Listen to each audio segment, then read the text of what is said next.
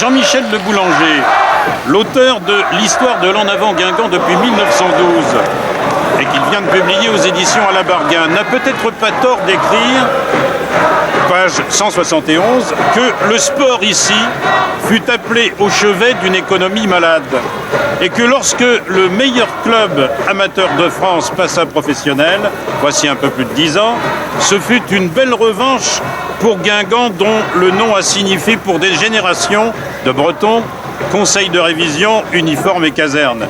Et ce petit club des Côtes d'Armor, régionalement redouté, eh bien, a fait une telle ascension avec des huitièmes de finale de Coupe de France, une accession en deuxième division puis en première division, que ça vaut la peine d'être raconté par Thierry Ruffin.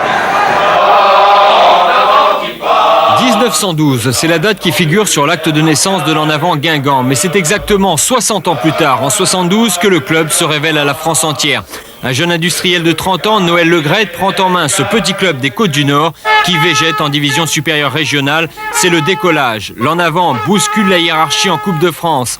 Lamballe est avalé au 5e tour, puis les Guingampais renvoient coup sur coup à leurs études. 3 équipes de 2e division, Laval 2-1 au 6e tour, Brest 2-1 également et Le Mans 4-2 en 32e de finale. L'En Avant fait alors la une de tous les quotidiens nationaux. Les caméras et les micros se tournent vers cette petite commune jusque-là inconnue.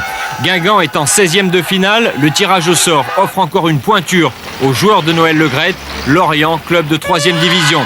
C'est le stade de l'Armoricaine à Brest qui accueille ce choc qui passionne toute la Bretagne. Le Finistère se teinte de rouge et noir, des quarts entiers de supporters se déversent dans la rade.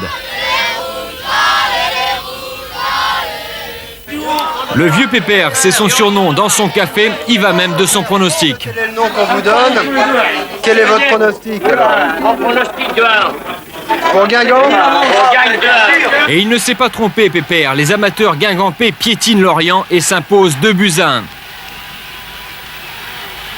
Les héros s'appellent André et Le Quéré. André, commerçant dans le civil, signe le premier but. Il en avait déjà réussi 3 au tour précédent face au Mans.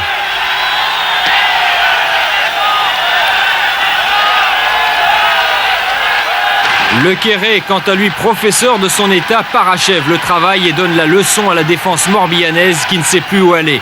Et si l'épopée de l'En Avant s'achève au tour suivant face à Rouen qui évolue en première division, Guingamp n'en a pas moins inscrit l'une des plus belles pages de l'histoire de la Coupe de France.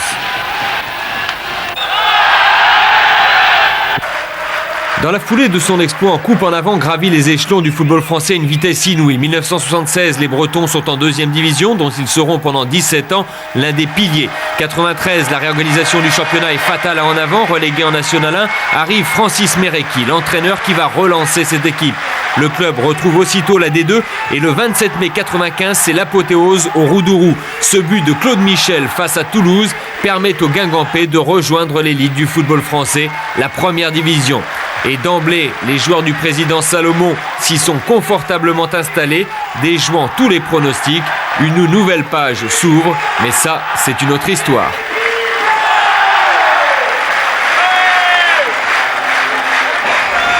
Bonjour Noël Le Graët. Bonjour. Je me demande qui vous préféreriez que je salue en vous. Le maire de Guingamp, le président de la Ligue nationale de football, l'industriel du surgelé, ou bien l'ancien président, longtemps, de l'En Avant Guingamp. Alors, je crois tout simplement le Guingampais attaché à sa ville, qui a certes quelques fonctions, mais qui se plaît beaucoup à Guingamp, qui aime vivre ici, Oui. et qui a envie de faire quelque chose d'intéressant à Guingamp. Vous ne m'avez pas vraiment répondu. Alors je vais poser la question autrement. Comme maire de Guingamp, vous êtes tenu à un certain équilibre entre le football et le reste. Et comme président de la Ligue, vous ne pouvez pas préférer En Avant Guingamp, malheureusement. Écoutez, le côté cœur, soyons clairs, on ne peut pas trop tricher. Il est bien évident que le côté cœur est très sensible pour Guingamp. On ne peut pas à la fois être né ici, avoir passé sa vie dans ce club, être maire et ne pas avoir le côté affectif. Ceci dit, lorsqu'on a des décisions nationales à prendre, si on pense à Guingamp à tout moment, vous savez, les autres vous le rappellent vivement. Et je crois que ce pas est largement franchi. Oui. J'ai un plaisir important à être au stade, mais je me sens bien dans la peau d'un président de Ligue en assumant, comme je le ressens, avec passion, la mission qui m'a été confiée. Et le maire, à ceux qui ne s'intéressent pas trop au football, qu'est-ce qu'il dit? Le maire peut dire à ceux qui n'aiment pas que le football est pour la ville de Guingamp une belle vitrine. Ah oui, ça c'est vrai. Je crois que ça donne un côté sympathique qui est indéniable. C'est une passion, c'est une envie de gagner, une envie de se surpasser. Alors il peut y avoir beaucoup de projets autour de ces idées, mais en tout cas c'est pour la ville de Guingamp un phénomène plutôt très positif. Lorsque vous avez dû commencer à rassembler un peu de moyens, vous avez dû remuer du monde. Le conseil général, les sponsors. Ouais. Vous avez mouillé la chemise, comme on dit, le maillot. Ça s'est fait au fil des années, vous savez, plus simplement qu'on imagine. Il y a toujours eu des performances. La Coupe de France en 72-73 nous a aidés. Le sport nous a souvent aidés en fait à convaincre. Lorsqu'on a eu de bonnes performances, on a quelquefois eu des difficultés sportives l'année suivante parce que les départs de jeunes joueurs amateurs étaient nombreux. Mais le conseil général, c'est vrai, les entreprises, vous savez, quand vous regardez ces panneaux, c'est 90% des entreprises. Vous êtes là aussi d'ailleurs. J'y suis avec Liliane. Mais c'est 90% des entreprises du département. Donc il y a un attachement, il y a une fidélité importante. Alors, le budget du club est passé, je regarde mes chiffres, là, de quelques centaines de milliers de francs dans les années 60, 5 millions et demi en 83, à 12 millions en 92, et à 34 millions et demi, je crois, actuellement. En 96. On va plus. 40 millions. Oui. 40 millions. Oui. Bon. Est-ce que vous ne risquez pas un jour de répéter ce que vous avez dit en vous montrant très fort, j'accuse l'argent de pourrir le football? Non, parce que Guingamp, ici, à Guingamp. Oui, non, parce que Guingamp a justement, je crois, cette philosophie avec les dirigeants qui sont mes amis. On a travaillé durement pour mettre ce club en place et l'équipe de dirigeants actuels, Salomon, qui a pris le relais, dirige merveilleusement ce club avec les amis qui étaient déjà en place. Guingamp n'a jamais dépensé un centime de plus que ce qu'il avait. Donc ça c'est tout à fait clair. Guingamp ne fera jamais d'emprunt, n'ira jamais voir ses copains pour arracher des sommes qu'il ne pourrait pas rembourser. Il n'y a pas de caisse noire là-dessous? Non, absolument pas. Non, on a vraiment dirigé ce club tout le temps avec cette rigueur. C'est-à-dire qu'on a mis, on connaît les sommes. Vous savez, un club de football, ça se gère. Je l'ai dit depuis tout le temps. Oui, ça c'est votre discours. On connaît parfaitement, à quelque chose près, en tout cas, notre budget avant de démarrer une saison. Contrairement à ce que disaient certains illusionnistes. Vous savez, les recettes de football, c'est quoi? Les contrats de pub, les droits de télévision, la subvention. Alors, qu'est-ce qui bouge un peu? C'est le guichet. Oui, c'est ça. Voilà. Vous faites une très bonne saison, vous avez à Guingamp en première division 10 000 de moyenne. Vous faites une saison moyenne, vous avez 7 000 de moyenne. Donc le droit à l'erreur, ça joue, mais pas beaucoup. Donc on peut se tromper, c'est d'un certain pourcentage, mais pas énormément. Alors ce club fut créé par des instituteurs laïcs. Et aujourd'hui, ce sont d'autres industriels, après vous, qui prennent les rênes. Alors, le foot, qui était donc un sport éducatif, c'est quand même devenu, ici aussi, une entreprise. Pour l'équipe A, c'est évident que c'est une entreprise. Lorsqu'on parle de 40 millions de budget, c'est déjà une très belle affaire. 40 millions, vous savez, il n'y en a pas beaucoup à Guingamp de chiffre d'affaires de 40 millions. Il n'y en a presque pas, quand je réfléchis bien. C'est peut-être l'une des plus belles affaires guingampaises en chiffres. Donc effectivement, c'est une entreprise. Mais ceci dit, il n'y a pas que l'équipe A. Dans un club comme Guingamp, il y a 300 licenciés. Les instituts sont toujours là, les profs aussi.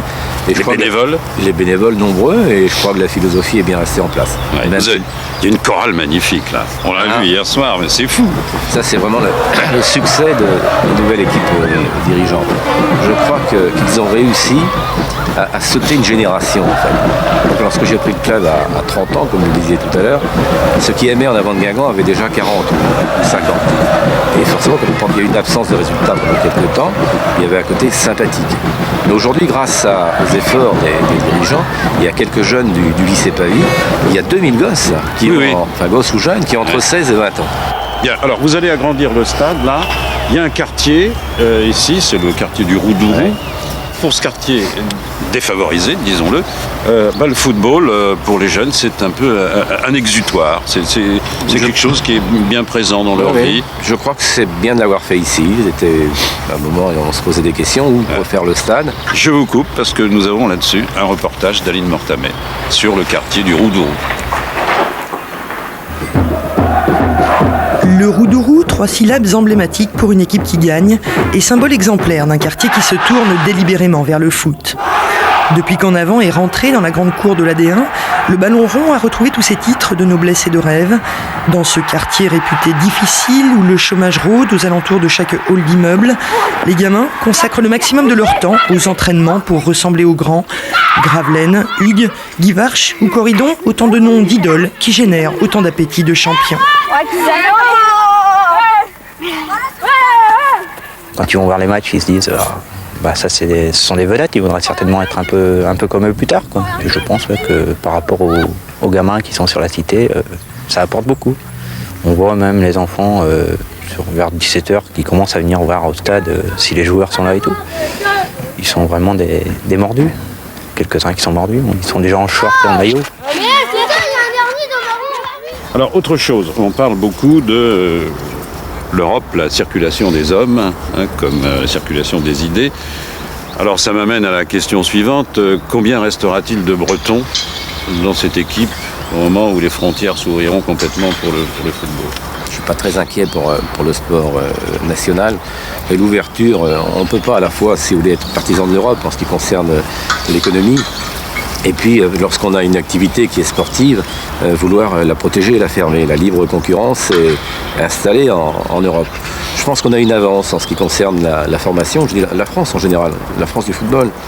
Et je vois mal d'une équipe comme Guingamp demain recruter 5 jeunes Allemands ou 5 Italiens et 3 Anglais. Je crois qu'il ne faut pas changer sa vie en fait.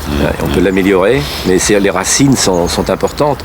Dans l'équipe hier soir, il y avait la moitié de l'équipe qui a fait ses études à Guingamp, qui a été formée à Guingamp, dont la famille habite Guingamp. Je crois qu'on ne peut pas tuer ses racines, ce serait une grave erreur. Ça, ces paroles seront retenues. Parfait. On regardera ça en l'an 2000. On en reparlera. Bien. Merci, monsieur le président, monsieur le maire et monsieur l'ancien président de l'en avant Guingamp. Vous porterez toujours cette étiquette. J'espère.